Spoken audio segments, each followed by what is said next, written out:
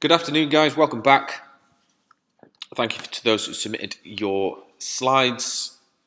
Very useful to see. Okay, so before we look at the next submission at the end of this hour, I want to remind you of some further design principles that we want to make sure we are using.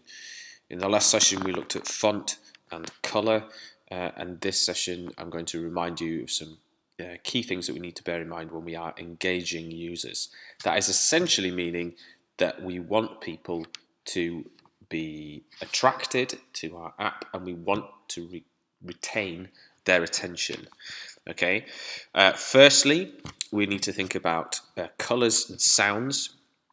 Okay, we've already talked a little bit about colors and that they need to represent the brand and then they need to be consistent, but we also can use colors to give clear meanings and tell the user what we want them to feel and to click on, etc. So, for example, if you have a form on your website for a user sign up, for example, if they've made an error, we probably want a red cross in order to notify that an error has been made. If everything's successful, we probably want a green tick, something like that. So we can use color to our advantage here. You might want to think about sounds. So inserting sounds, and you can do that on the PowerPoint apps that we've been making. High pitch sounds for success and negative low pitch sounds for failure. So if they click on something that they shouldn't, we might want a dull sound, for example. And if they click on something that they should, perhaps it's a high pitch sort of ting or something like that. But use them sparingly because they can become very distracting.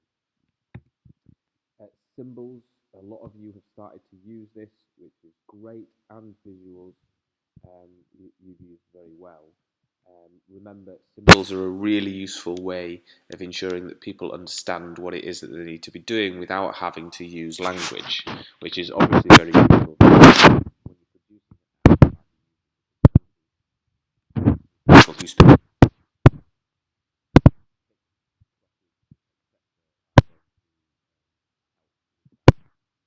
also use very well photographs and images to sort of create a brand image with a lot of the apps that you are using, which is great. But also remember that the visuals that you create might be something like icons or graphics to identify a particular topic.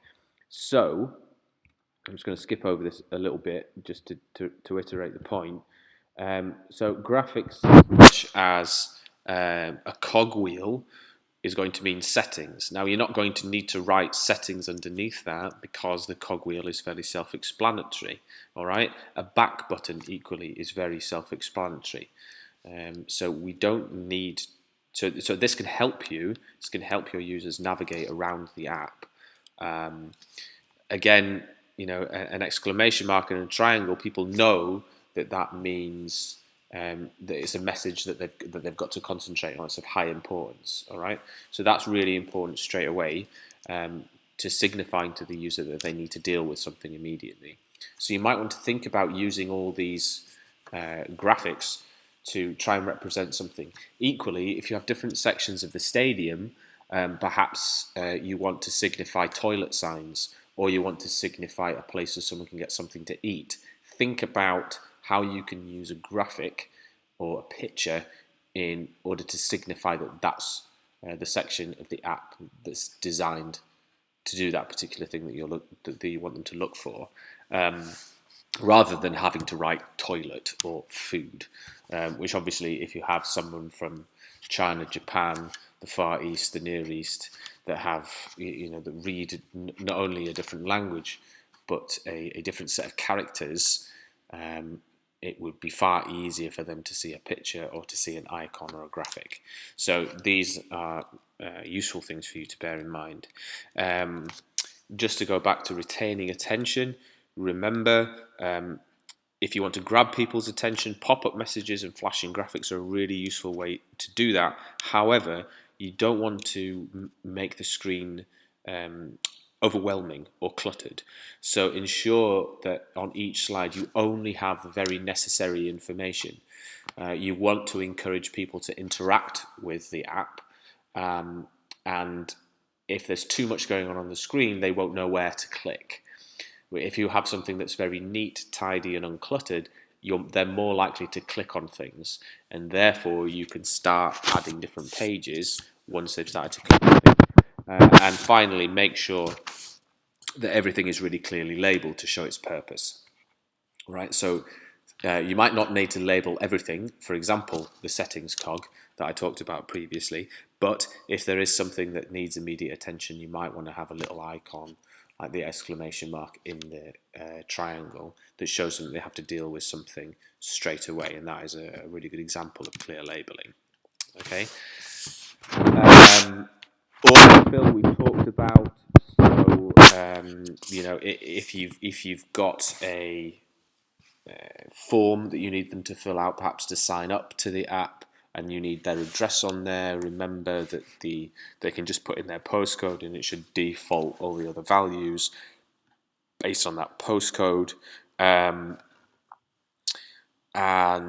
you might want to use tip text for help. So it might be if they hover over a particular section of the app, that there's a little box that appears that tells them what that is. Now that's entirely up to you. You don't have to use it, obviously, but it might help with retaining attention and retaining user focus. Okay. Again, I'm looking for 3 slides to be submitted to me at the end of this hour. Please make sure you've taken into consideration all the intuitive design methods that I've talked through here. Any questions, obviously, please send me an email. Okay, thanks very much. All the best, and I will see you in the next video. Thank you.